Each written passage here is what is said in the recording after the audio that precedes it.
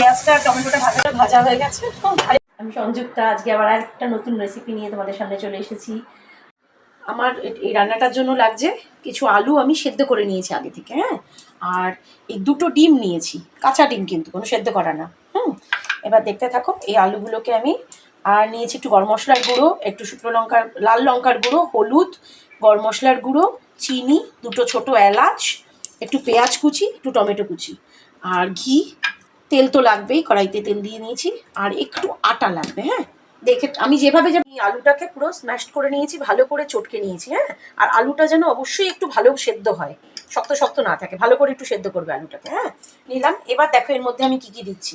একটু লাল লঙ্কার গুঁড়ো দিচ্ছি, হ্যাঁ, আচ্ছা, একটু হলুদ দিচ্ছি 1 চিমটি, আচ্ছা, একটু এটা গরম এটা হচ্ছে একটু চিকেন মশলার গুঁড়ো, একটু একটু দিলাম, তাহলে খেতে খুব ভালো হবে।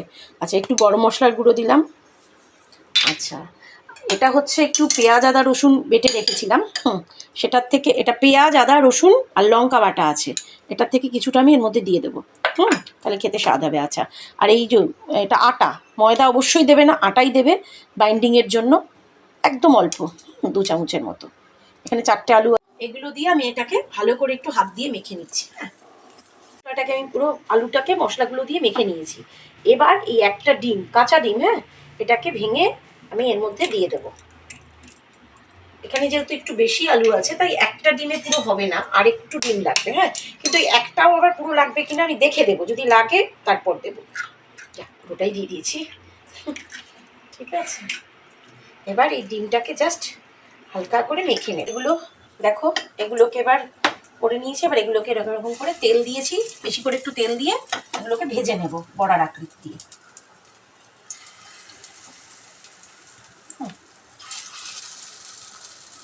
এরকম এরকম সাইজ দিয়ে বড়াগুলো এরকম করে ভাজা হয়ে গেছে, আর একটু একদিক ভাজা হচ্ছে বলে আমি নামিয়ে নেবো বড়াগুলো। আরও কিছু আছে, আরও কিছুটা আছে, সেগুলোকে আমি ভেজে তারপরে আসছি। হ্যাঁ, এবার এই শুধু বড়াও সবাই খেতে পারো, ভীষণ টেস্ট লাগে।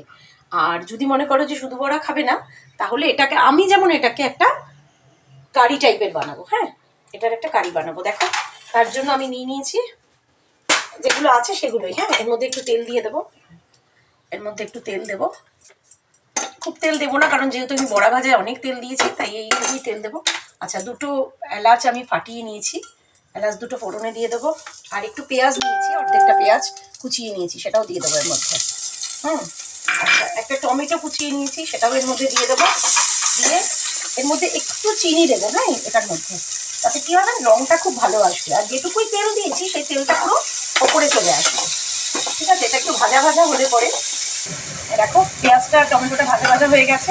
এবার এই পেঁয়াজ বাটা, একটা আস্ত পেঁয়াজ, বড় পেঁয়াজ বাটা, আদা বাটা এক কড়খানে, আর 6-7টা রসুনের কোয়া, আর 2-3টে কাঁচা লঙ্কা বাটা, এটা আমি বেটে রেখেছিলাম, পেস্ট করে রেখেছি, এটা দিয়ে দিলাম। এবার এর মধ্যে দেবো হচ্ছে একটু হলুদ দেবো, আচ্ছা, একটু লাল লঙ্কার গুঁড়ো দেবো, ওটা দেবো না। আচ্ছা, এর মধ্যে চিনি তো দিয়েছি, আর দেবো না।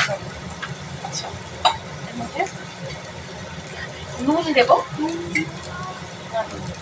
আচ্ছা, এটা আছে একটু ওই গুঁড়ো, সেটা দিলাম। দিয়ে এবার এটা ভালো করে মশলাটাকে একটু জল দিয়ে কষিয়ে নেব। মিক্সিতে জলটা আছে, মশলা বাটাটার মধ্যে একটু দিয়ে এটাকে ভালো করে কষিয়ে নেব। এই জন্য ঝোলটা কতটা দেবে সেটা তোমরা তোমাদের এর মতো বুঝে নেবে। আর যখন এই জল দিলাম, দিয়ে ঝোলটা বসালাম, তো ঝোলটা যখন ফুটে আসবে, এখনই বড়াটা দেবে না, যখন ঝোলটা ফুটে আসবে তখন এর মধ্যে বড়াটা দেবে। এখন ঝোলটাকে হচ্ছে, এবার আমি এর মধ্যে এই বড়াগুলো সব ঢেলে দেবো, এই বড়াগুলো সব এর মধ্যে ঢেলে দেবো। হ্যাঁ, ঢেলে দিয়ে আমি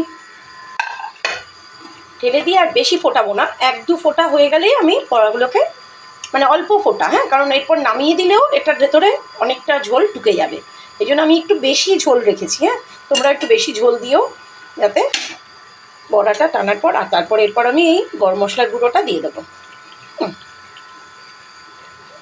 গরম মশলার গুঁড়ো দেবো, আর দেখো কি সুন্দর কালার এসছে, আর কি সুন্দর গন্ধ বেরিয়েছে।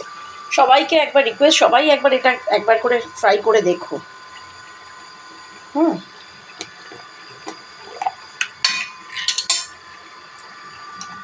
আর একটু ঘিও এর মধ্যে আমি দিয়ে দেবো। সবাইকে রিকোয়েস্ট, সবাই একবার করে এটা ট্রাই করো, খেয়ে তারপরে আমাকে কমেন্টে জানিও কেমন হয়েছে। যা দারুণ গন্ধ বেরিয়েছে। এটা আমি বেশিক্ষণ ফোটাবো না, হ্যাঁ, এই 1-2 ফোঁটা হলেই আমি ওটাকে নামিয়ে দেবো।